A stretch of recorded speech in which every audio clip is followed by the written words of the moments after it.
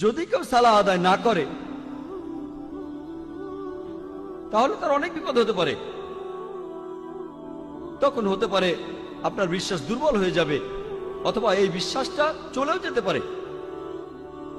কারণ মানুষ আসলে মনে করে পৃথিবীতে তার যে সম্পদ আর সম্মান আছে এর কারণ হলো পৃথিবীর সব বস্তুগত জিনিস। এভাবে সে আল্লাহ সুবহানাহু ওয়া তাআলার কাছ থেকে দূরে সরে যায়। এই নিয়ম শৃঙ্খলার অভাবেই সে আল্লাহ সুবহানাহু ওয়া তাআলা থেকে দূরে সরে যায়।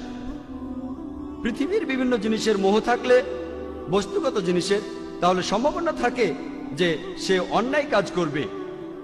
এভাবে সে সিরাতাল মুস্তাকিম থেকে দূরে সরে যাবে, সরল পথ থেকে। মনের ভেতরে তখন শান্তিও থাকবে না। আপনার কাছে যে পরিমাণ সম্পত্তি থাকুক না কেন, এই সম্পদ আপনাকে শান্তি দিতে পারবে না। আর মানুষজন